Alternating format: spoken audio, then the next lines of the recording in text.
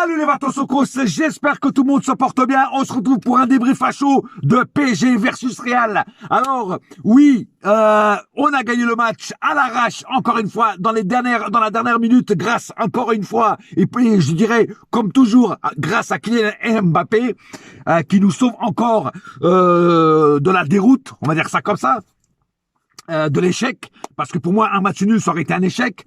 Alors ça, 1-0, pour moi, c'est le minimum syndical. C'est le minimum. Hein, parce que, on pouvait largement en mettre plus, parce que avec tout ce qu'on a raté devant le but, c'est incroyable les occasions de but qu'on a ratées, quoi. Quand tu joues contre le Real, quand tu joues en Ligue des Champions, tu dois t'améliorer devant le but, tu dois te perfectionner devant le but. Tu vois ce que je veux dire? Tu dois t'aguerrir devant le but pour que ce soit parfait. Alors je sais que c'est pas facile, c'est vrai que c'est facile de parler, mais sur le terrain c'est autre chose. Je sais tout ça. Mais il faut quand même faire des efforts pour mieux construire devant le but. Et surtout tirer au but, putain. On dirait que vous avez peur de tirer au but. Tirez de loin. Ça passe ou ça casse, mais tirez de loin, tentez votre chance de loin. Des fois on dirait que vous voulez rentrer dans le but avec le ballon. Je l'ai déjà dit, je le répète.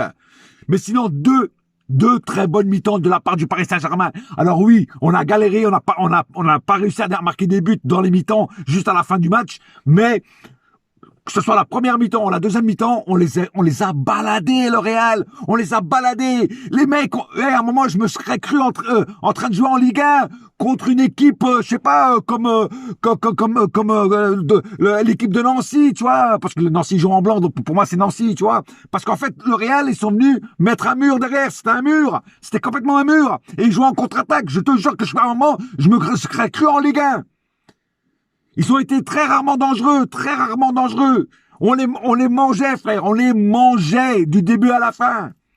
Hein, et quand je vois des abrutis qui viennent regarder mes vidéos qui sont du Real, Claude Clown qui disait ouais, on va vous mettre à l'amende. Mais regardez que c'est Camille à l'amende à l'autre. Alors oui, on n'a pas gagné de beaucoup, 1-0, mais on a baladé le Real, frère. Le Real de maintenant, c'est plus le Real d'avant. Et ça s'est vu encore ce soir. Benzema, transparent le mec. Bon, après, c'est pas moi qui va m'en plaindre, hein. Mais c'est transparent, Benzema, frère. Hein. Il a rien fait. Même pas une action dangereuse de Benzema, frère. Et puis voilà, puis Modric et tout ça, là, au milieu, Casemiro. C'est vieux, tout ça. Tu vois, c'est des brouettes, c'est des brocantes, les mecs. C'est des brocantes. Ça a été des grands joueurs, mais c'est des brocantes. D'ailleurs, Casemiro et Mendy ne seront pas là au match retour parce que vont être suspendus grâce aux 2 cartons jaunes qu'ils ont reçus. D'ailleurs, un petit mot sur l'arbitrage, mais je vais juste vraiment ouvrir une parenthèse et la fermer tout de suite parce que j'ai pas envie qu'on me dise que je me cache derrière l'arbitrage. Mais monsieur l'arbitre, vous étiez quand même très compliqué de sortir des cartons ou de siffler les fautes contre le Real de Madrid. Hein. C'était quand même difficile pour vous de siffler les fautes et de sortir les cartons parce qu'il y a beaucoup de fautes qui n'ont pas été sifflées et beaucoup de cartons qui n'ont pas été donnés contre le Real Madrid. Mais bon, je ne vais pas me cacher derrière l'arbitrage. Après, je vous dis franchement, moi et tout le monde, on se voyait rentrer au vestiaire avec un minable 0-0. Hein. Mais je vous dis franchement, il y a des joueurs que je donne un big respect à ces joueurs-là parce qu'ils ont tout donné sur le terrain. Et je vais dire, après, au cas par cas, qui ça va être. Il y a des joueurs qui n'étaient pas là depuis longtemps, mais quand ils sont rentrés, ils ont fait leur taf. Par contre, il y a des joueurs, il y a des joueurs qui m'ont les 3 énervés. Les 3 amigos. Vous connaissez le dessin animé, là, les 3 amigos? Eh ben, c'était ça, les 3 amigos, frère. Mais je vais y revenir au cas par cas.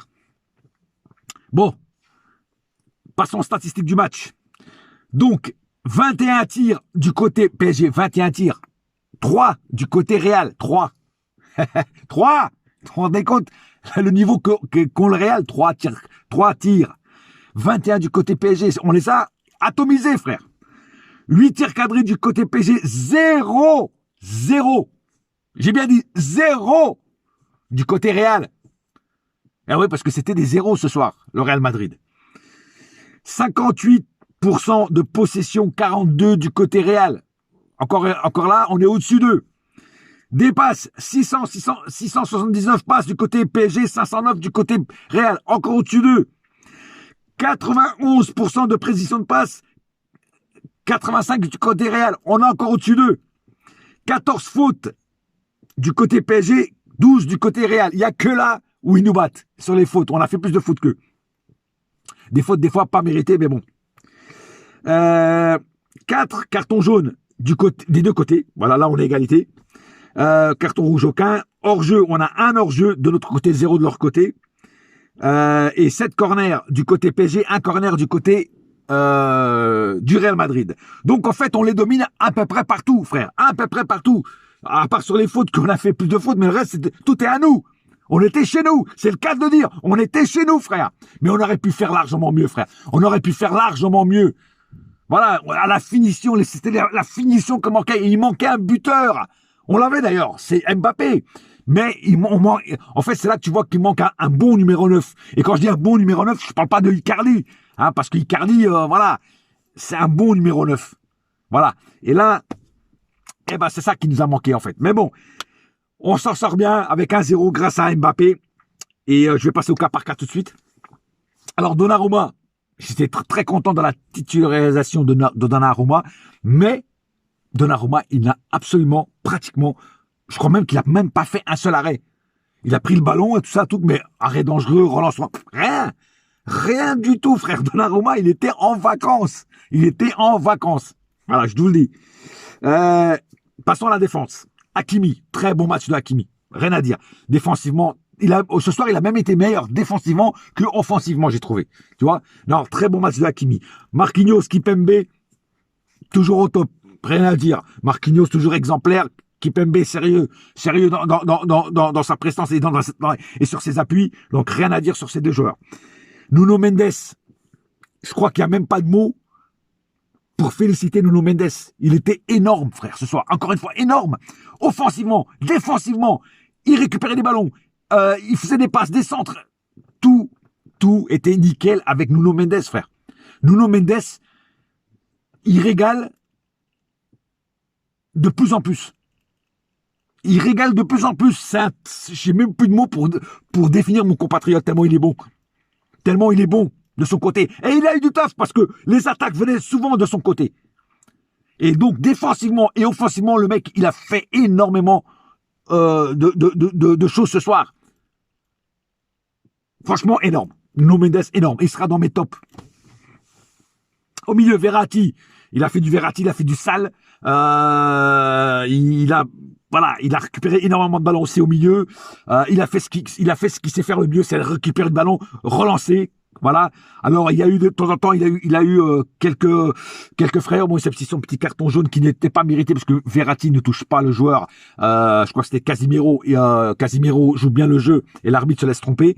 Hein, donc carton jaune pour une fois pas mérité pour Verratti. Mais franchement, Verratti énorme ce soir. Voilà, un Verratti qu'on aime voir dans la samba comme ça. Voilà.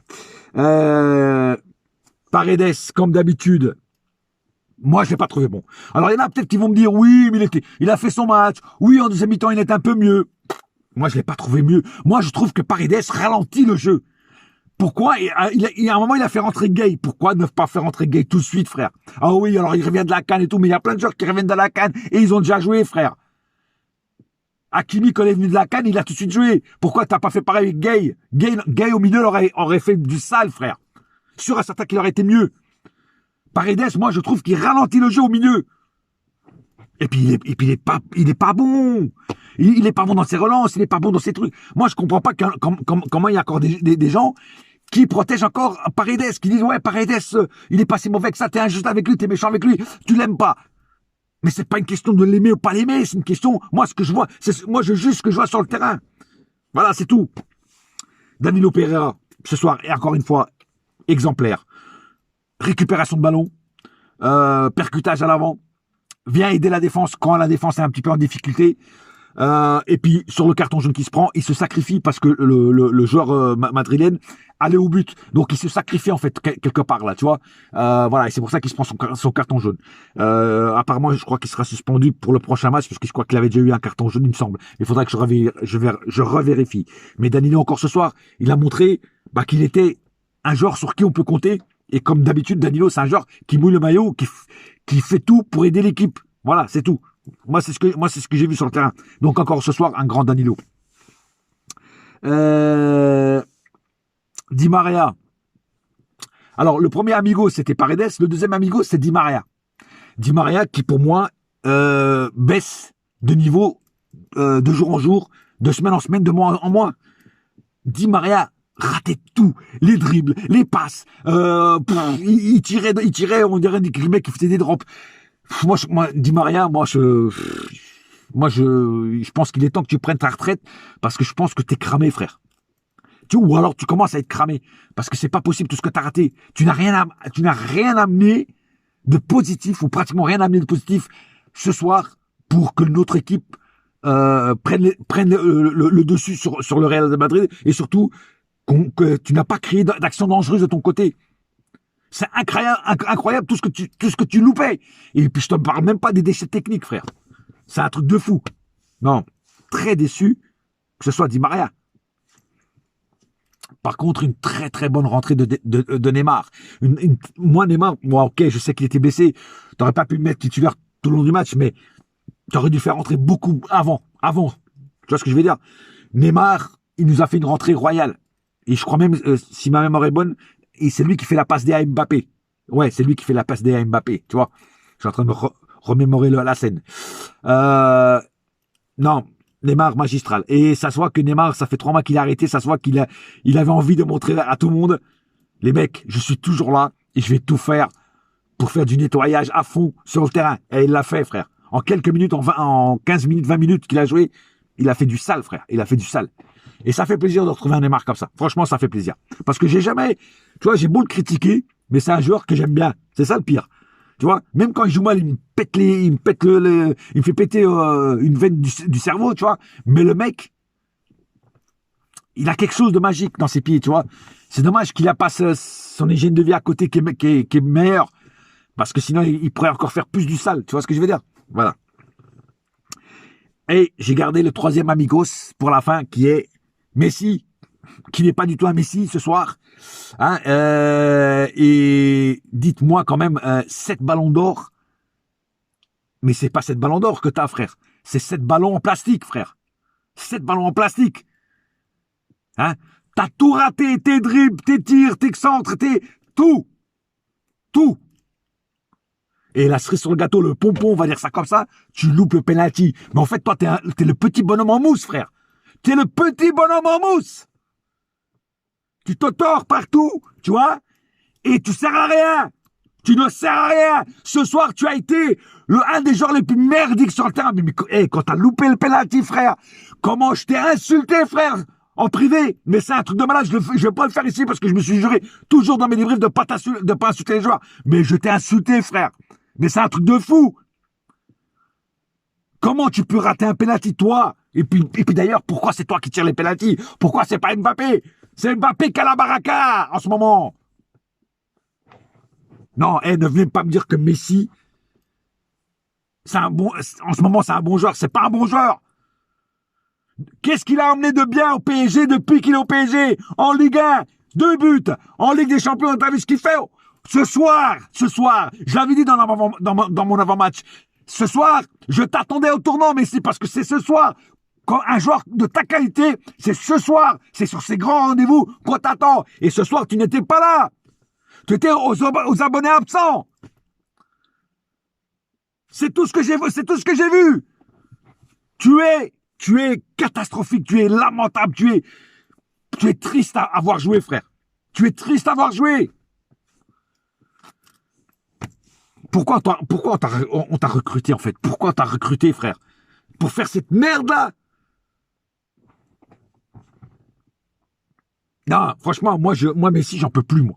J'en peux plus. Venez pas me dire que Messi, ceci, Messi, cela, j'en ai rien à foutre. S'il a eu une étoile qui brillait au-dessus de sa tête, cette étoile, cette bougie s'est éteinte. Le Messi qu'on a, c'est plus le même.